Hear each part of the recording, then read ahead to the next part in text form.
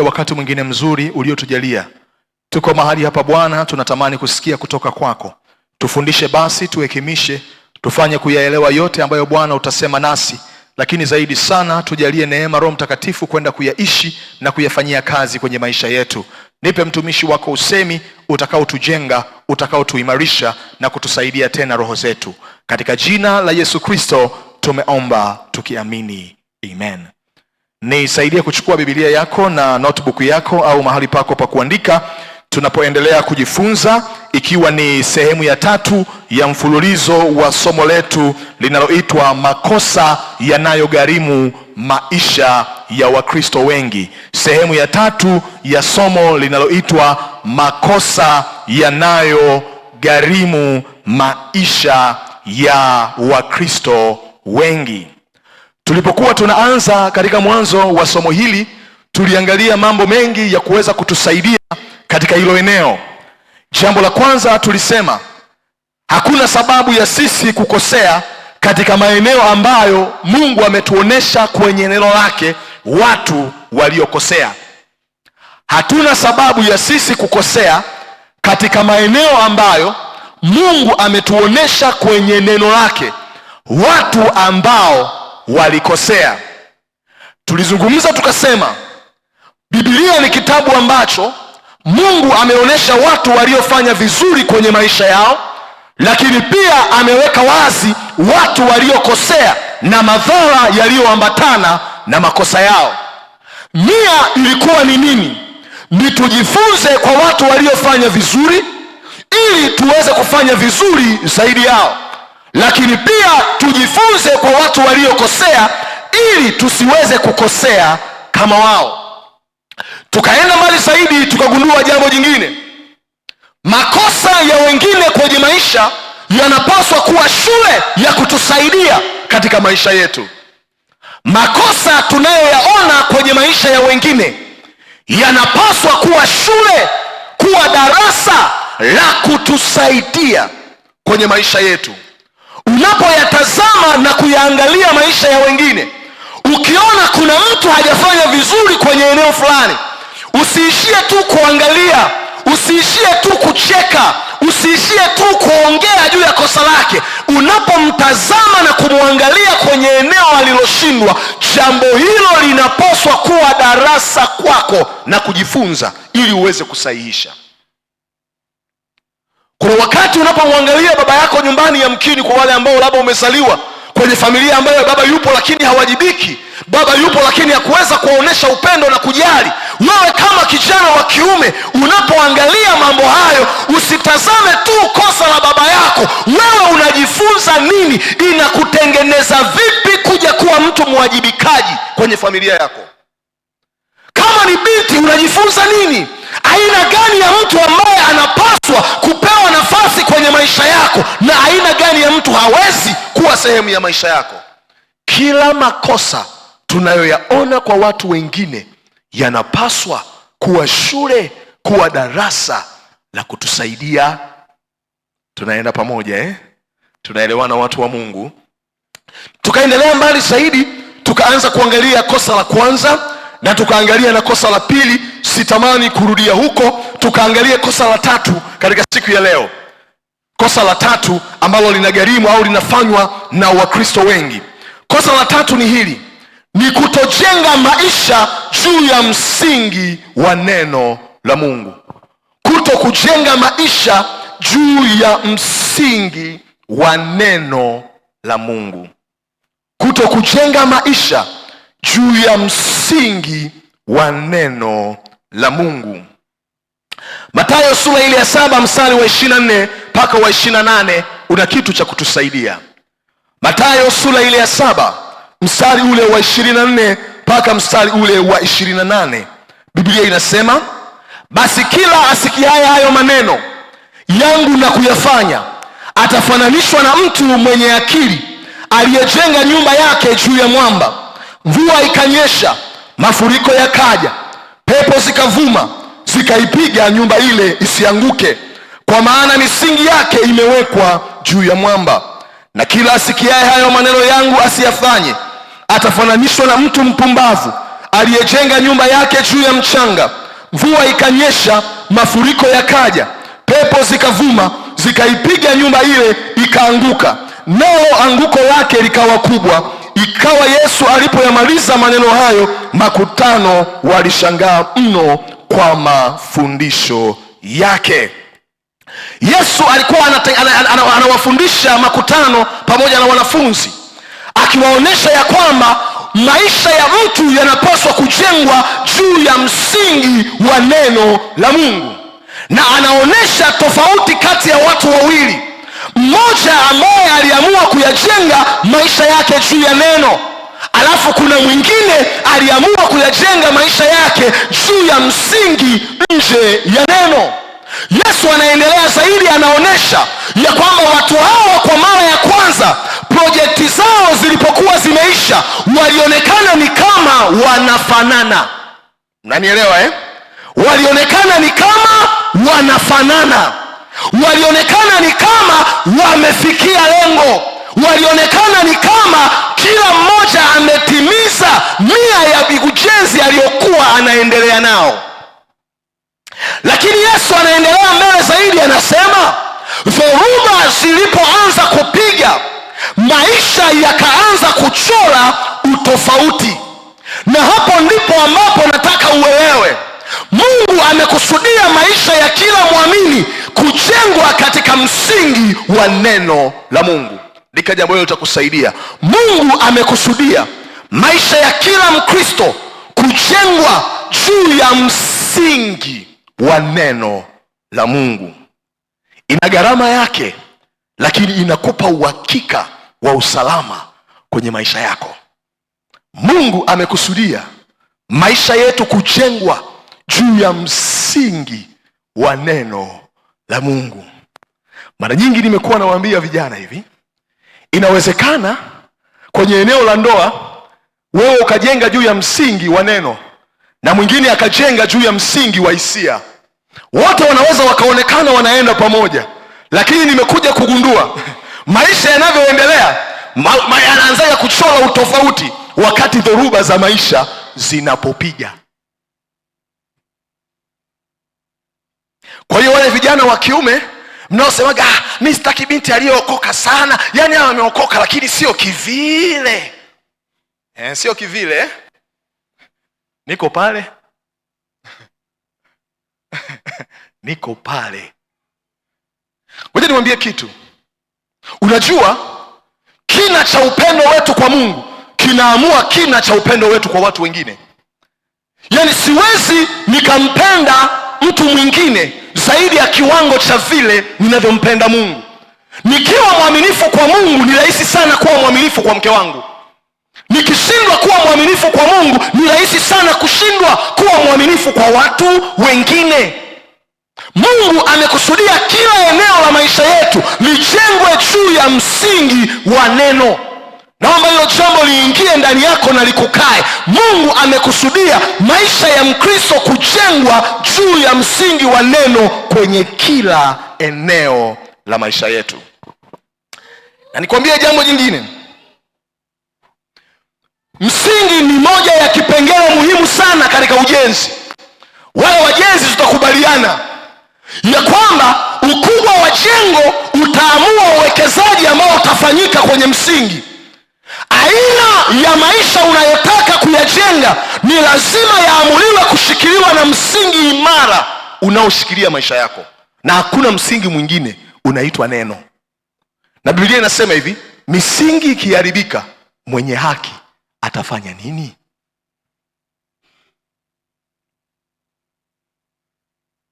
Nimeandika hapa nikasema, chochote kilichojengwa juu ya msingi wa neno la Mungu kina uhakika wa kudumu bila kujali dhoruba zinazoweza kujitokeza.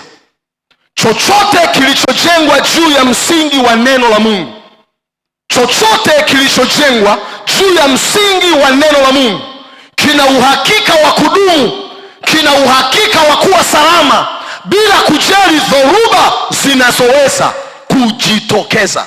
Kwa hiyo ukitaka kuwa salama kwenye eneo lolote la maisha yako, amua kuyajenga maisha yako juu ya msingi thabiti unaitwa neno la Mungu. Chochote ambacho kimejengwa juu ya msingi wa neno la Mungu kina uhakika wa kudumu na kuwa salama bila kujali dhoruba inayopiga kwenye maisha. Lakini naomba nikwambie jambo jingine litakalo kusaidia. Maisha yasiyojengwa juu ya msingi wa neno la Mungu hayana uthabiti wa kudumu. Maisha yasiyojengwa juu ya msingi wa neno la Mungu hayana uthabiti ama uhakika wa kudumu.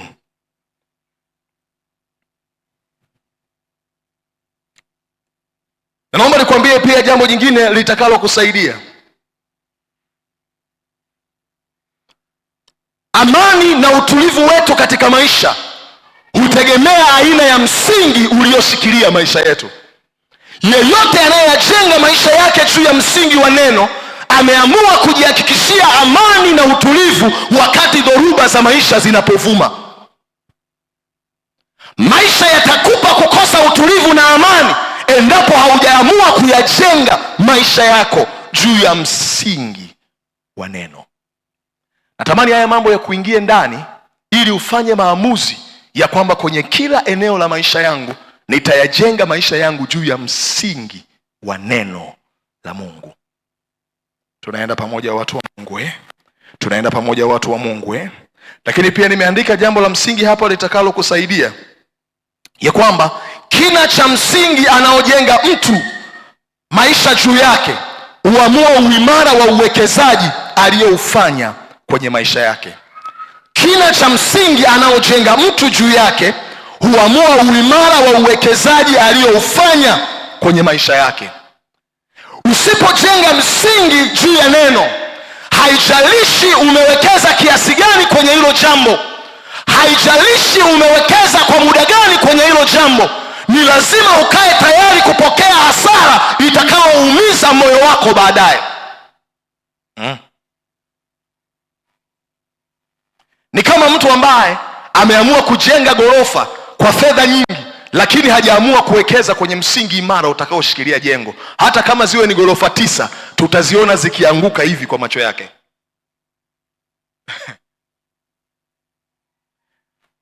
Ni muhimu sana kuamua kuyajenga maisha yako kama muamini katika kila eneo la maisha yako kwa msingi wa neno. Moja ya kosa linalogharimu maisha ya Wakristo wengi ni kutokuwa tayari kuyajenga maisha yenu juu ya msingi imara wa neno la Mungu. Na sasa ili uweze kuelewa zaidi, natamani tukaangalie namna ya kujenga maisha yetu juu ya msingi wa neno. Ili uweze kunielewa, namna ya kujenga maisha yetu juu ya msingi wa neno la Mungu. Yesu ameeleza pale mifano ile, na akaeleza ya kwamba yule aliyejenga juu ya mwamba ni yule ambaye analisikia neno na kulifanyia kazi. Sasa tukaangalie namna ya kujenga maisha yetu juu ya msingi wa neno la Mungu. Biblia inaonyesha namna mbalimbali ambazo Mkristo anaweza kuyajenga maisha yake juu ya msingi wa neno. Natamani tukatazame sasa namna ya kujenga maisha yetu juu ya msingi wa neno la Mungu. Tunaweza kujenga maisha yetu juu ya msingi wa neno kwa kutenga muda wa kujifunza neno la Mungu. Kutenga muda wa kujifunza neno la Mungu. Na nitakuelezea vizuri tu nielewe. Kutenga muda wa kujifunza neno la Mungu. Nimeandika hapa nikasema, moja ya mbinu ambayo shetani huitumia katika vizazi vyote ni kuhakikisha anatengeneza mazingira ya wingi wa majukumu yenye kumnyima mtu nafasi ya kujifunza neno la Mungu. Katika karne zote, moja ya mbinu ambayo shetani amekuwa anaitumia ni kuhakikisha anatengeneza mazingira yenye kuwa na wingi wa shughuli kwa kiwango ambacho haupati muda wa wewe mwenyewe binafsi kujifunza neno la Mungu. Na ndio maana katika mfano wa neno, moja ya kitu Yesu alionyesha na aliweka wazi ya kwamba kuna mtu ambaye alisikia neno, lakini shughuli na maisha ya kila siku zikamsonga kwa kiwango ambacho lile neno likashindwa kuathiri maisha yake. Naomba niwaambie watu wa Mungu, Hakikisha katika wingi wa majukumu ulio nayo haukosi muda wako binafsi unapokuwa peke yako wa kujifunza neno la Mungu. Hakikisha haukosi muda wako binafsi wa kujifunza neno la Mungu. Unaweza ukashindwa kuja ibadani kwa sababu ya majukumu ya ratiba ya siku hiyo, lakini hakikisha unapokuwa sirini haukosi muda wa kujifunza neno la Mungu. Njia ya kwanza ya kujenga msingi wa maisha yetu juu ya neno ni kutenga muda wa kujifunza neno la Mungu. Naomba pia ufahamu jambo hili litakalo kusaidia. Hatuwezi kuwa na muda wa kutosha kufanya kila kitu, ila hatuwezi kukosa muda wa kufanya yaliyo muhimu kwenye maisha yetu. Mmenisikia nilichosema? Hatuwezi kuwa na muda wa kutosha kufanya kila kitu, hatuwezi kuwa nao. Ila jambo la uhakika ni jambo moja, hatuwezi kukosa muda wa kufanya mambo yenye umuhimu kwenye maisha yetu. Tafsiri yake ni nini? Muda huwa hautoshi, ila huwa tunatafuta nafasi kwenye muda kwa katika mambo yenye umuhimu kwenye maisha yetu. Hatuwezi kuwa na muda wa kufanya kila kitu wanangu, haupo, ila hatuwezi kukosa muda wa kufanya mambo yenye umuhimu kwenye maisha yetu. Kwa hiyo ni muhimu kutenga muda wako binafsi wa kujifunza neno la Mungu unapokuwa mwenyewe. Nilipotambua jambo hilo ndipo nilipoelewa kwamba ndiyo maana Mungu alimwambia Yoshua ya kwamba maneno haya ya Torati yasiondoke kinywani mwako, bali uyatafakari usiku na mchana, uangalie kutenda sawasawa na yote ni kuagizayo. Utaona kwenye Yoshua 1:8. Yoshua sura ya 1 mstari wa 8. Anamwambia kitabu hiki cha Torati kisiondoke kinywani mwako, bali yatafakari maneno yake mchana na usiku, upate kuangalia kutenda sawasawa na maneno yote yaliyoandikwa humo, maana ndipo utakapoifanikisha njia yako, kisha ndipo utakapostawi sana. Mungu alikuwa anaongea na Yoshua, mtu ambaye amepewa nafasi ya uongozi. Ana majukumu mengi kama kiongozi wa kijeshi katika taifa lake. Ana wajibu wa kuwamilikisha watu nchi ya ahadi yao. Inakuwaje Mungu anamtaka Yoshua kuupata muda wake kwenye kila siku? Mtu mwenye majukumu mengi alijua kabisa ya kwamba hatuna muda wa kutosha wa kufanya kila kitu, ila tuna nafasi ya kutengeneza muda kwenye muda wetu wa kufanya mambo yaliyo na umuhimu kwenye maisha yetu. Mmenisikia Tunaelewana watu wa Mungu? Anamwambia uyatafakari maneno haya mchana na usiku. Maana yake anamwambia yani kujifunza neno la Mungu kuwe maisha yako, kuwe utaratibu wako wa kila siku. Naomba nikwambie jambo jingine litakalo kusaidia. Moja ya kitu ambacho Mungu anakihitaji sana kwenye maisha ya Mkristo sio sadaka yako, sio utumishi wako, ila kwanza ni muda wako.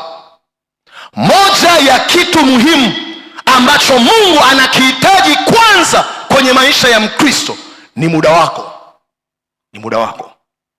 Ni muda wako naye. Ni mikakati ya adui katika karne zote kuwafanya watu kuhisi wana majukumu mengi kwa kiwango cha kukosa muda na Mungu sirini wa kujifunza neno lake. Tunaishi kwenye kizazi ambacho watu wanafikiri kwamba akimpa Mungu sadaka inatosha. Anafikiri kwamba akimtumikia Mungu inatosha. Kabla ya vitu vingine vyote hivyo ambavyo tunafikiri tunaweza tukavifanya, kitu cha kwanza ambacho Mungu anakihitaji kwenye maisha ya mtu aliyemwamini ni muda wake. Na nimekuwa hapa nawaambia wanangu, naomba nirudie tena. Muda ni maisha. Mtu akikupa muda wake amekupa sehemu ya maisha yake. Na ndiyo maana huwa sielewi watu wanaoweza kuchezea muda wa watu. Yaani mtu anapokupa muda wake amekupa maisha yake. Na kumbuka tumesema hatuna muda wa kufanya kila kitu, ila tunakuwa na muda wa kufanya vitu vyenye umuhimu kwenye maisha yetu. Na naomba kuanzia leo nikwambie, mtu akikwambia hana muda, amekudanganya. Tafsiri yake anakwambia katika orodha ya mambo yangu wewe sio kipaumbele changu. Mmenisikia ninachokisema Mtu akikwambia hana muda, tafsiri yake anasema hivi, katika orodha ya vipaumbele vyangu wewe sio kipaumbele changu. nina vitu ambavyo nimevipa umuhimu kwenye ratiba yangu. Huo ndio ukweli. Usijidanganye. Usijidanganye. Atakuja na sababu nyingi zinazoonekana kama zina maana, lakini kimsingi anakuambia wewe sio kipaumbele changu, ila nina ratiba zangu.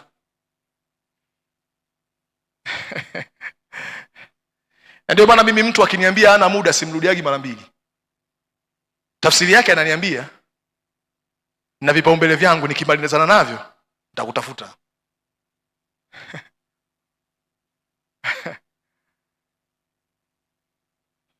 Kuna mtu anafikiria anasema hivi kumbe alivyoniambia vile ndo alikuwa amemaanisha vile. Alikuwa amemaanisha hivyo.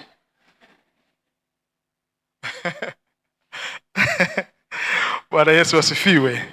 Utaona kwenye kitabu kile cha Luka,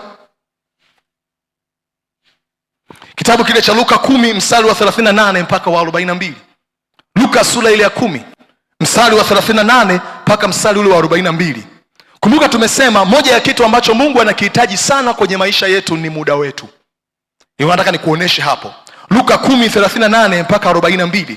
Biblia inasema hivi: ikawa katika kuenenda kwao, aliingia katika kijiji kimoja mwanamke mmoja jina lake Martha, akamkaribisha nyumbani kwake. Naye alikuwa na umbu lake aitwaye Mariamu, aliyeketi miguuni pake Yesu, akasikiliza maneno yake.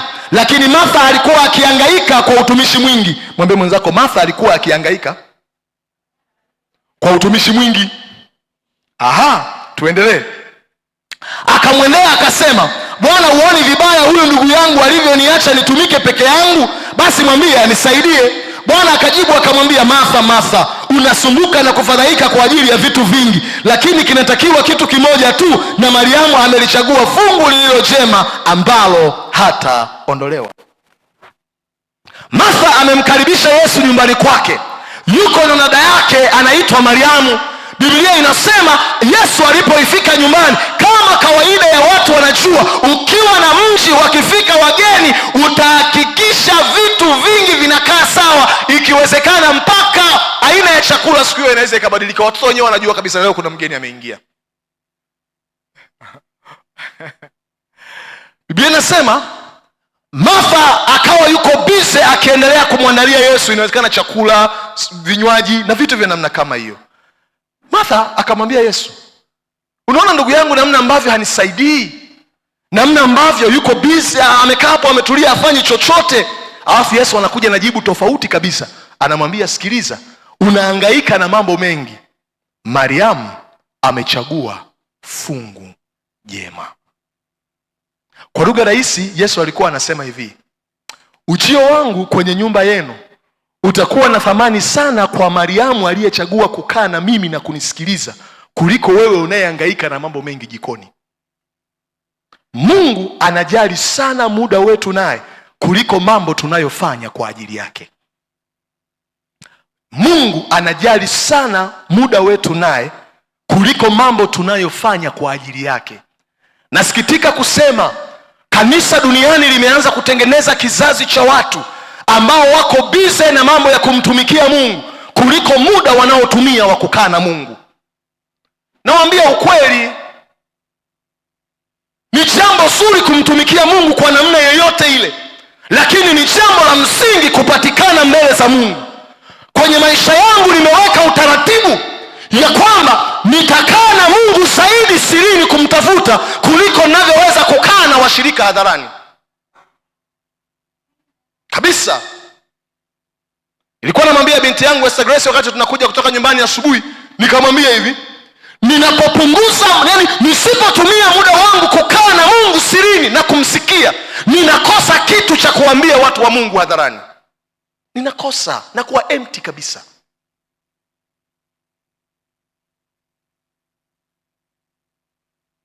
Mungu anajali sana muda wetu naye wa kujifunza kuliko mambo tunayoyafanya kwa ajili yake.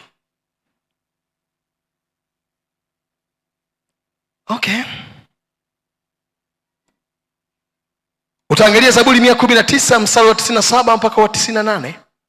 Zaburi 119 mstari wa 97 mpaka ule wa 98. Anasema, sheria yako naipenda mno ajabu, ndiyo kutafakari kwangu mchana kutwa. Maagizo yako unitia hekima kuliko adui zangu, kwa maana ninayo siku zote. Daudi anasema kutafakari kwako, sheria yako anasema naipenda mno, kwa kiwango ambacho nimetengeneza muda wa kuwa najifunza neno lako. Katika wingi ambao Daudi alikuwa nao, vita nyingi ambazo alikuwa anapigana, kazi kubwa ya kiuongozi kwa kuongoza taifa, anasema bado nilitenga muda wa kujifunza sheria zako. Matendo ya Mitume 2:40 mpaka 42. Najenga tu msingi. Matendo ya Mitume sura ya 2 mstari wa 40 mpaka mstari wa 42. Matendo ya Mitume sura ya 2 mstari wa 40 mpaka wa 42. Siku moja nikiwa nafanya kongamano mahali fulani la wachungaji, niliwaambia hivi: ikiwa mchungaji Jumamosi ndio siku pekee ambayo uko busy asubuhi mpaka jioni kumtafuta Mungu kwa ajili ya washirika Jumapili, wewe tayari umeshafeli, haufai. Yaani kujifunza neno kwenye maisha ya Mkristo kunapaswa kuwa utaratibu wa maisha ya kila siku. Kila siku. Na naomba niwaambie, najua Mungu atainua humu watumishi, wahubiri, walimu wa neno. Naomba niwaambie kitu wanangu, jifunze utaratibu wa kujifunza neno la Mungu kwa nia ya wewe kumjua Mungu na sio kwa nia ya kwenda kuwafundisha wengine. Inaanza na wewe kumjua Mungu kabla ya kwenda kuwaelekeza wengine. Matendo ya Mitume 2:40 mpaka 42, Biblia inasema hivi: akawashuhudia kwa maneno mengine mengi sana na kuwaonya akisema, jiokoeni na kizazi hiki chenye ukaidi. Nao waliolipokea neno lake wakabatizwa, na siku ile wakaongezeka wapata watu 3,000. Tutulie kwanza hapo kabla mstari wa 42. Biblia inasema Petro alipohubiri siku ya Pentekoste, watu walisikia lile neno, maisha yao yakabadilishwa, watu 3,000 wakaamua kumkubali Yesu. Alafu walipoingia kanisani, ona kilichofuata mstari wa 42. Wakawa wakidumu katika fundisho la mitume na katika ushirika na katika kuumega mkate na katika kusali. Wale waliookoka wakaamua kuanza kuyajenga maisha yao juu ya msingi wa neno kwa kutenga muda wa kujifunza neno la Mungu kibinafsi.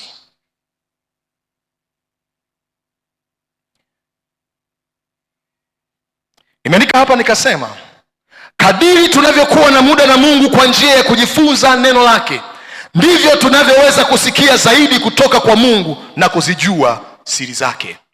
Kadiri tunavyokuwa na muda na Mungu kwa njia ya kujifunza neno lake, kadiri tunavyokuwa na muda na Mungu kwa kujifunza neno lake, ndivyo tunavyoweza kumsikia Mungu zaidi na kuzijua siri zake. Kadiri tunavyokuwa na muda wa kujifunza neno la Mungu, ndivyo tunavyoweza kumsikia Mungu zaidi. Ndivyo tunavyoweza kumsikia Mungu zaidi na kujifunza siri zake. Watu wote ambao huwa tunamsikia Mungu kwa uwazi, moja ya tabia ambayo tumeijenga ni kutenga muda wa kukaa na Mungu sirini tukijifunza neno lake. Nje ya hapo usijidanganye. Na naomba niwaambie, Mungu anaongea. Mwambie jirani yako, Mungu bado hata leo anaongea.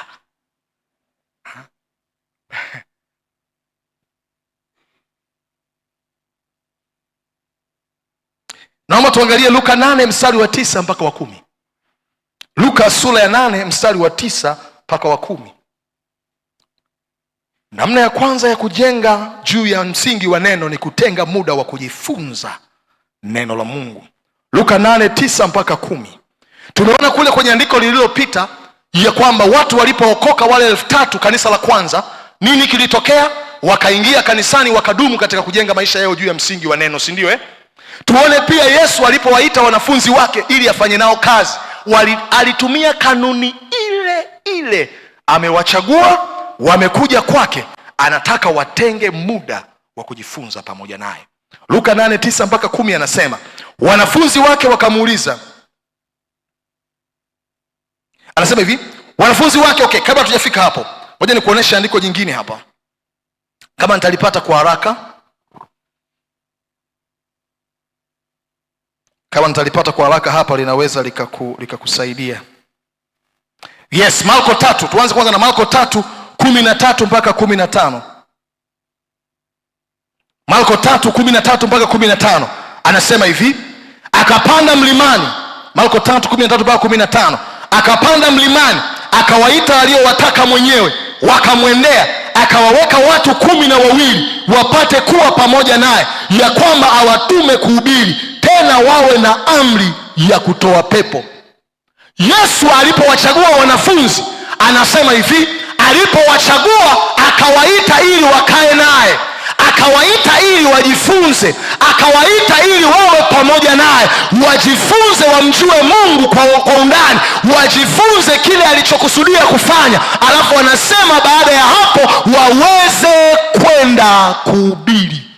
Haikuanza na kwenda kuhubiri, haikuanza na kwenda kufanya miujiza, ilianza na kukaa pamoja naye ili wajifunze kutokea kwake. Ndio ni kanuni, ni kanuni, ni kanuni. Nimeandika hapa nikasema, Mungu anahitaji sisi kukaa naye na kujifunza kuhusu yeye kabla ya kuingia katika wajibu wa kumtumikia yeye. Mungu anahitaji sisi kukaa naye na kujifunza kuhusu yeye kabla ya kuingia katika wajibu wa kumtumikia yeye. Yaani ni vizuri zaidi kuwekeza kwanza kwenye kujifunza kuhusu Mungu, kujenga maisha yako juu ya msingi wa neno, kutenga muda wako na Mungu sirini. Kosa ambalo Wakristo wengi mnalifanya ni kutokuwa na muda wa kutaka kujifunza. Hauwezi ukajenga maisha yako juu ya neno ikiwa hautengi muda wa kujifunza. Baada ya hapo ndipo mambo mengine yanaweza yakaendelea. Ni jambo la aibu na la kushangaza sana katika siku tulizo nazo. Mkristo anatamani sana kumtumikia Mungu na kuwajibika kwenye majukumu mbalimbali katika kanisa kabla ya kujenga maisha yake juu ya msingi wa neno, kwa kutenga muda wa kujifunza na kuliruhusu neno liathiri maisha yake kwanza. Na hali hiyo ikiendelea kwenye kanisa la Mungu, tutaanza kutengeneza kizazi cha watumishi, the so called watumishi wa Mungu, lakini njia, mwenendo na tabia zao sirini haziko sawa. Na ndiyo maana leo kuna watu ukiwatazama kwenye madhabahu unawaona ni kama wa kiroho, unawaona ni kama watu fulani hivi, lakini ukienda kufuatilia maisha yao ya sirini, mambo wanayoyafanya ni aibu. Hamjawaona? Hamjasikia? Tatizo linaanzia hapa. Tatizo linaanzia hapa. Tatizo linaanzia hapa.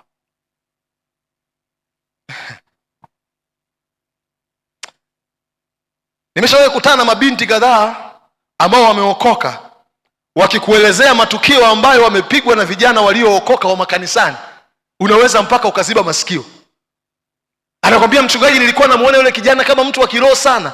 Ukimwona pale mbele mchungaji wake alivyomwamini akiwa anahubiri au akiwa anaimba, unahisi ni mtu wa Mungu kweli, lakini ukianza kuhusiana naye unagundua ni mpagani kabisa 100.1.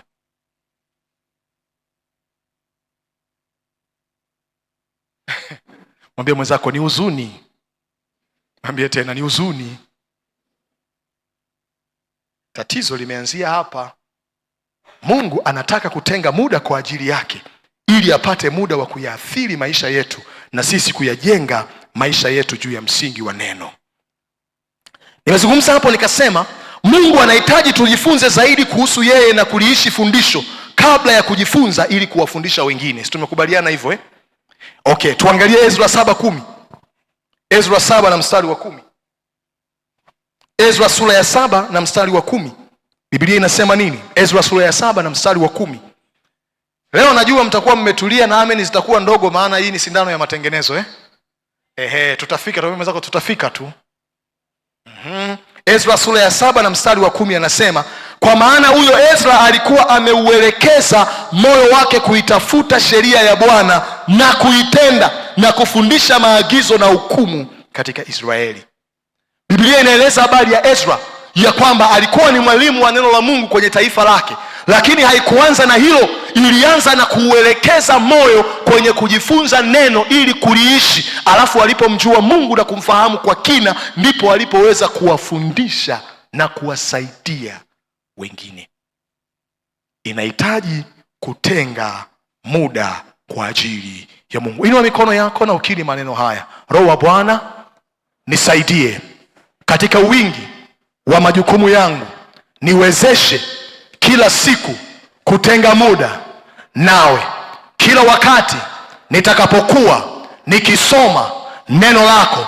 Roho wa Mungu, nifundishe, nielekeze na kunionya katika maeneo ninayohitaji kuwa bora zaidi.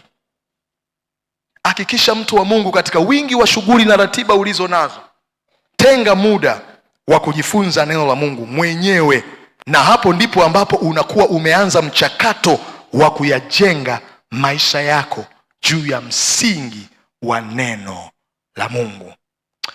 Na moja ya kitu ambacho nimejifunza kwa habari ya kutenga muda wa kujifunza neno la Mungu ni hiki.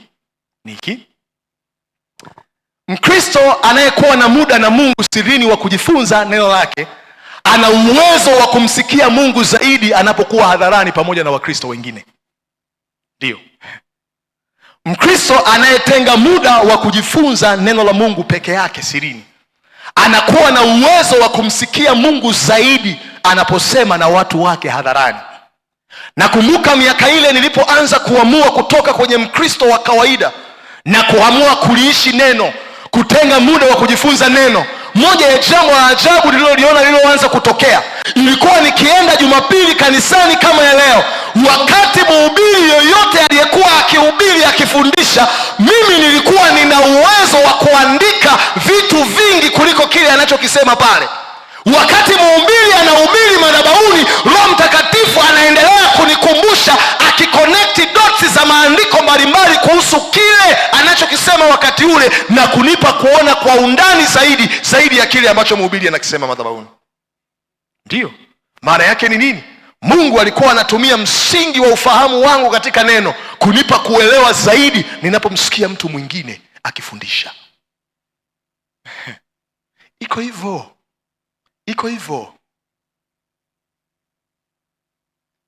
Namna mojawapo ya kujenga maisha yako juu ya msingi wa neno, namba moja tumesema ni kutenga muda wa kujifunza neno la Mungu. Namna ya pili ya kujenga msingi wako juu ya neno la Mungu ni kutii maelekezo ya neno la Mungu kwenye kila eneo la maisha yetu. Kutii maelekezo ya neno la Mungu kwenye kila eneo la maisha yetu. Kutii maelekezo ya neno la Mungu kwenye kila eneo la maisha yetu. Angalia kitabu kile cha Mathayo 28 mstari wa 19 mpaka wa 20. Mathayo 28 19 mpaka 20. Namna ya pili ya kujenga maisha yetu juu ya msingi wa neno ni kuamua kuwa tayari kutii maelekezo ya neno la Mungu kwenye kila eneo la maisha yetu. Mathayo 28 19 mpaka 20.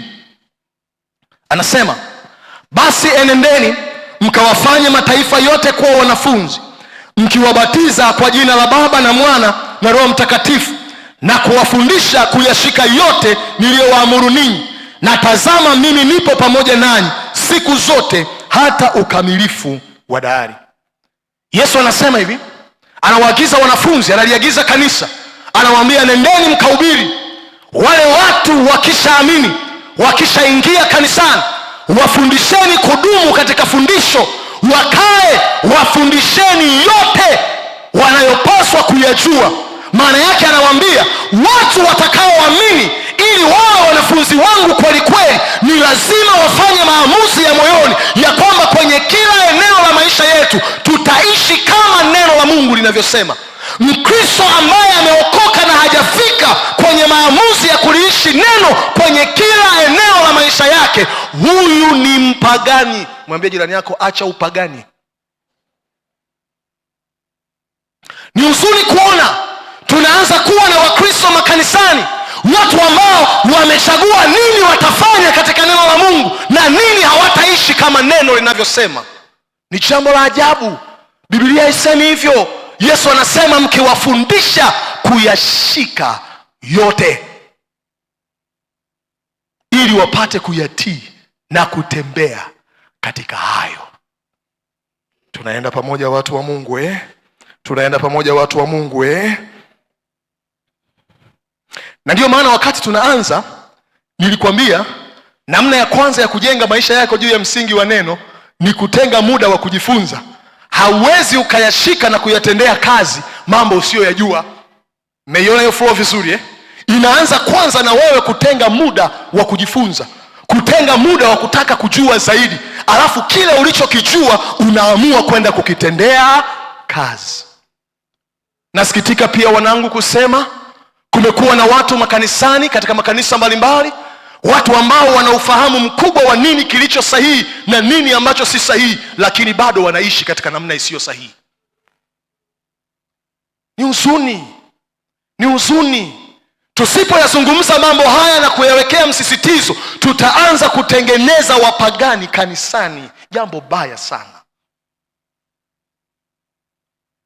Mimi kila siku huwa namwambia mke wangu, ni heri niwe na washirika wachache walioamua kubadilishwa na neno la Mungu kuliko kuwa na washirika wengi ambao hawaishi kile ambacho ninawafundisha.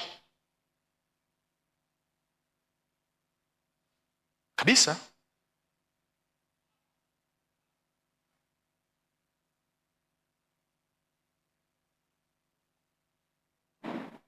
Nimeandika hapa nikasema, Mkristo huanza kuwa dhaifu na kufungua mlango wa adui kuharibu maisha yake anapoanza kushusha viwango vya neno la Mungu kwenye maamuzi yake. Mkristo huanza kuwa dhaifu na kufungua mlango wa adui kuharibu maisha yake. Andika hiyo jambo unakumbuka.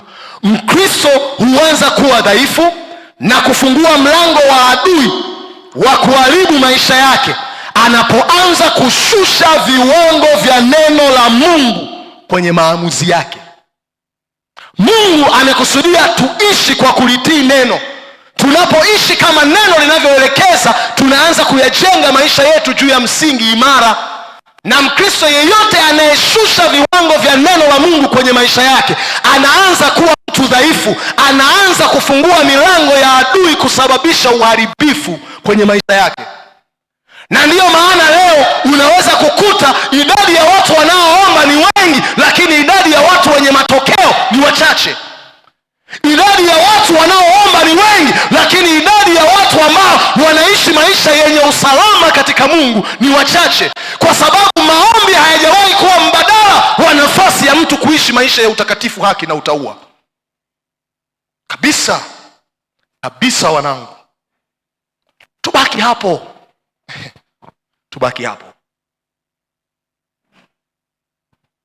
Mhubiri 10 mstari wa 8 anasema hivi. Mhubiri sura ya 10 na mstari wa 8. Mhubiri sura ya 10 na mstari wa 8 anasema hivi. Mwenye kuchimba shimo atatumbukia ndani yake, na yeye abomoaye boma nyoka atamuuma. Mhubiri 10:8 anasema abomoaye boma nyoka atamuuma. Sasa nisikilize. Maelekezo yote ambayo Mungu ameweka kwenye neno lake yamelenga ulinzi, usalama, ushindi na mafanikio yetu. Andika hilo jambo unakumbuka. Maelekezo yote ambayo Mungu ameweka kwenye neno lake. Maelekezo yote ambayo Mungu ameweka kwenye neno lake yamelenga ulinzi, usalama, ustawi na ushindi wetu. Kwa hiyo tunapochagua kuishi kama neno la Mungu linavyosema, tunajihakikishia mambo hayo muhimu ambayo Mungu ameyaficha kwenye neno lake. Maelekezo yote ambayo Mungu ameyaweka kwenye neno lake yamelenga ulinzi, yamelenga usalama, yamelenga ustawi, yamelenga ushindi wetu. Kwa hiyo Shetani akitaka kuondoa ulinzi wako, akitaka kupunguza hatua za ustawi wako, moja ya kitu atakachokifanya kwenye maisha yako kama muamini, atahakikisha anashindana na wewe kwa kadiri iwezekanavyo uamue kuishi maisha ya kushusha viwango vya Mungu. Na ngoja niwaambie, hatuhitaji kushusha viwango vya Mungu ili kupata tunayoyahitaji kwenye maisha. Hatuhitaji. Mabinti zangu, hauhitaji kushusha viwango vya Mungu ili kupata ndoa. Hauhitaji. Hatuhitaji kushusha viwango vya Mungu ili kupata kazi. Hatuhitaji.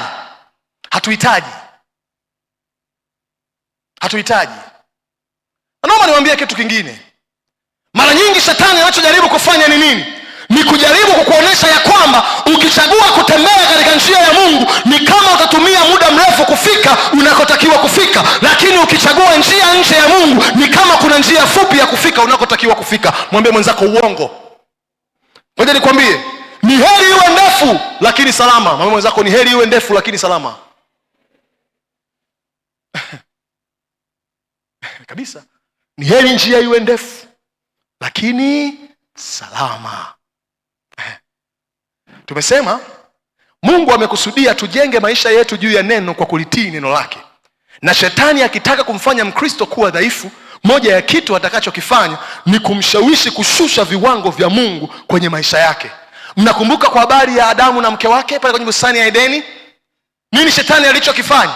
Alihakikisha wanaamua kufanya maamuzi ya kushusha maelekezo ya Mungu kwenye maisha yao, na hapo ndipo maisha yalianza kubadilika, wakaharibu mfumo mzima wa maisha yao.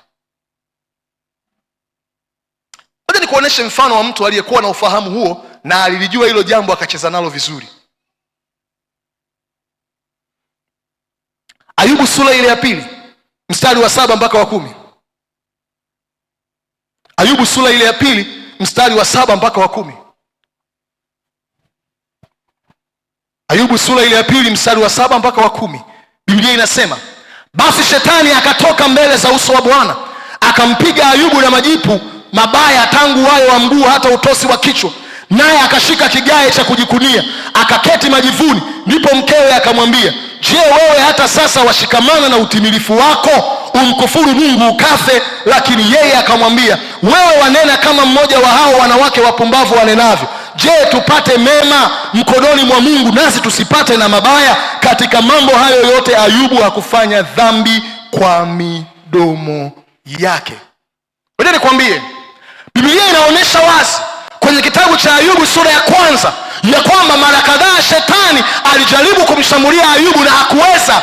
Wakati Mungu alipokuwa anajivunia Ayubu, jibu la shetani lilionyesha wazi ya kwamba kuna majaribio aliwahi kuyafanya ya kumshambulia. Kwa nini? Shetani tangu mwanzo amejipambanua na kujiweka wazi ya kwamba ni adui yetu. Anamwambia, je, hukumzingira kwa ukingo pande zote? Maana yake ni nini? Alifanya majaribio kadhaa ya kutaka kumshambulia na kuleta madhara, lakini hakufanikiwa. Ndipo nilipogundua ya kwamba moja ya kitu kilichotengeneza ulinzi, ustawi na mafanikio ya Ayubu ilikuwa ni maamuzi ya kuliishi neno. Na ndiyo maana alipopiga watoto, alipopiga mali, bado Ayubu akaendelea kushikamana na Mungu. Kiwango cha utii wetu kwa neno la Mungu kinapokuwa na nguvu ndani ya mioyo yetu, huwa kinatengeneza msimamo wa kimungu ndani yetu. Ndio. Na mke wake alijua ya kwamba hili mume wangu hili, ikija kwa habari ya Mungu alisikilizagi chochote.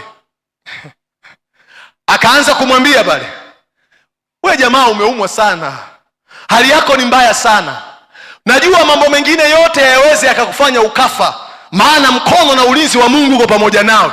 Si umkufuru Mungu ukafe? Si ushushe viwango vya Mungu kwenye maisha yako na ufe? Alafu Ayubu anakuja anamwambia, hivi wewe ni kama mmoja wale wanawake wapumbavu? Je, tupate mema tu kwa Bwana tusipate na mabaya? Kwa lugha rahisi anamwambia, unaona ni kama Mungu hajatusaidia wakati changamoto zinapopita. Unasahau nyakati ambazo mkono wa Bwana ulikuwa pamoja nasi, wakati ambapo Mungu alitupa watoto wa kike na wa kiume, wakati ambapo tulikuwa na mali na utajiri, wakati ambapo watu walituheshimu tulipotokea. Anamwambia Mungu aliyekuwa nasi wakati wa kufanikiwa kwetu ndiye Mungu aliye pamoja nasi hata wakati wa changamoto zetu. Fahamu wake kuhusu Mungu. Alafu Ayubu anabaki pale ya kwamba nitabaki kwenye kutii kile ambacho Mungu amesema, ili nisishushe viwango vya Mungu vitakavyofungua mlango wa adui kunishambulia kirahisi. Kila maelekezo ambayo Mungu ametupa ili kuyaishi kwenye maisha yetu kupitia neno lake yamelenga ulinzi, yamelenga ustawi, yamelenga usalama, yamelenga ushindi wetu. Bwana asifiwe.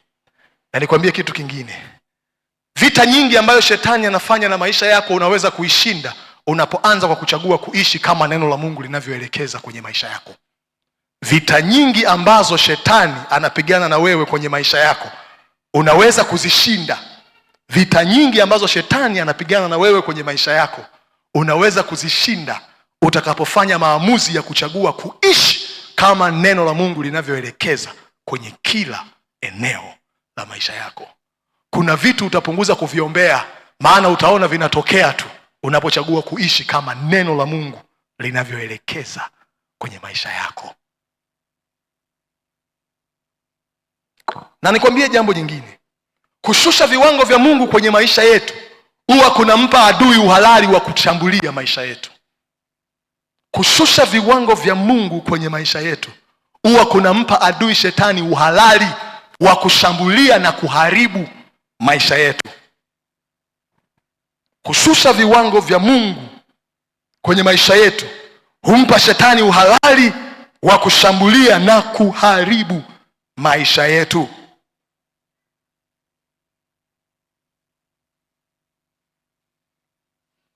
Na nikwambie jambo jingine litakalo kusaidia tena.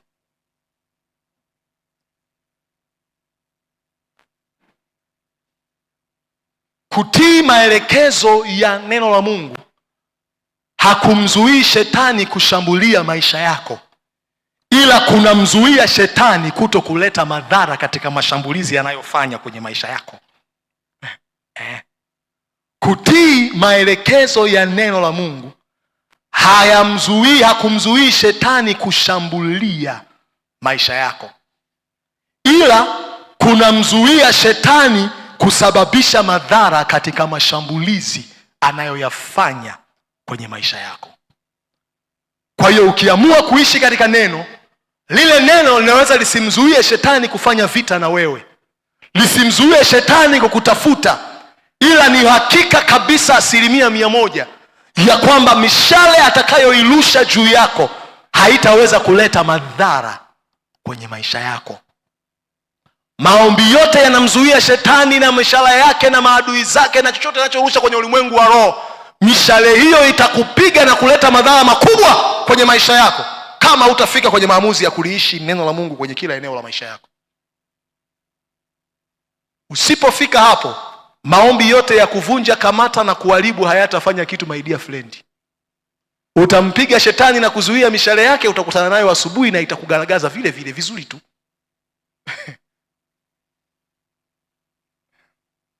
Ni muhimu sana kuelewa ukweli huu na kuuishi, utakusaidia. Bwana asifiwe. Bwana asifiwe. Na nilipenda sana kwa habari ya Ayubu, ambapo mke wake alimshauri asiweze kulitii neno na kushusha viwango vya neno, bado alichagua kumpenda Mungu. Nilipokuwa nikisoma habari ya Ayubu nikagundua kilichomfanya Ayubu kuishi katika neno hata wakati ambapo mambo yalikuwa yanaenda ndivyo sivyo, ni kumpenda Mungu. Na Yesu alisema wazi, tafsiri ya kumpenda Mungu ni moja tu. Ni nini? Kushika neno lake. Mambo mengine yote mbwembwe. Tangu Agano la Kale mpaka Agano Jipya, tafsiri ya kumpenda Mungu ni moja tu: kushika neno lake. Yaani Mungu akitaka kujua kwa kiwango gani unampenda, atakuangalia kwa kiwango gani umedhamiria na umemaanisha kuishi sawa na anachosema kwenye neno lake, tangu Agano la Kale mpaka Jipya. Ngoja nikuoneshe maandiko kwenye Agano la Kale. Kumbukumbu la Torati 11 na mstari wa kwanza. Kumbukumbu la Torati 11 na mstari wa kwanza. Kumbukumbu la Torati 11 na mstari wa kwanza. Biblia inasema hivi: kwa ajili hii mpende Bwana Mungu wako na kushika siku zote mausia yake na amri zake na hukumu zake na maagizo yake. Musa anawaambia watu wa Mungu, mpendeni Bwana Mungu wenu kwa kushika amri zake, kushika mausia yake, kushika mafundisho yake. Ona Yesu anachokisema kwenye Agano Jipya, Yohana 14 mstari wa 15. The same. Yohana 14 na mstari wa 15. Yesu anasema maneno mafupi kabisa, mkinipenda mtazishika amri zangu. Mkinipenda mtazishika amri zangu. Ni kanuni rahisi. Ni kanuni rahisi sana. Ni kanuni rahisi sana.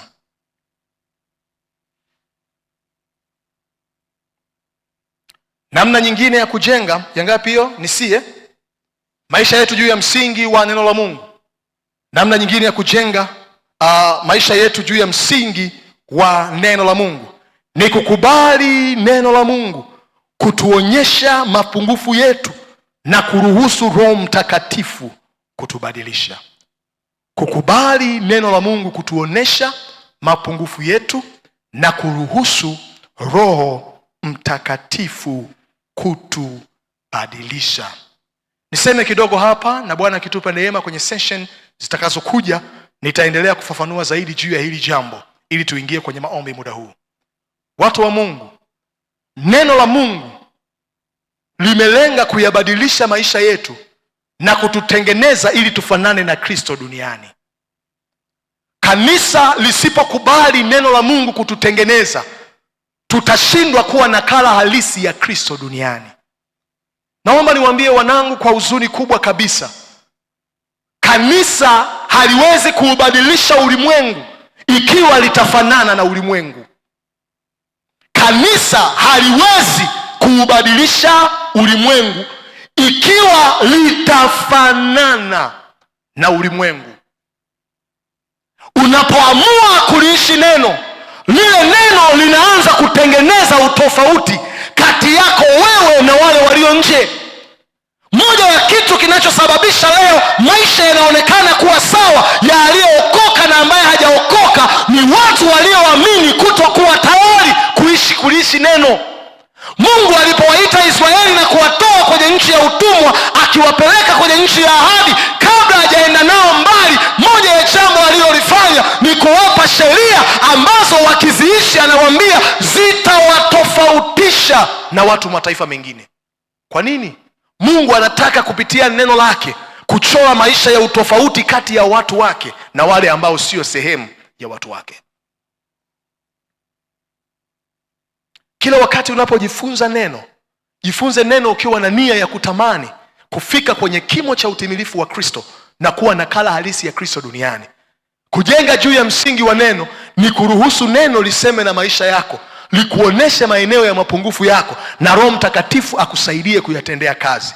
Kwa nini nimeunganisha pointi ya kuruhusu neno likuoneshe mapungufu na Roho Mtakatifu kusaidia? Ni kwa sababu haijalishi utakuwa na ufahamu wa neno la Mungu kiasi gani na utayajua maandiko mengi kiasi gani, neno lisipogeuzwa na nguvu ya Roho Mtakatifu kwenye maisha ya mtu, mtu atabaki kuwa na ufahamu mwingi wa nini kilicho sahihi na nini kisichofaa, lakini ataendelea kuishi maisha yasiyofaa.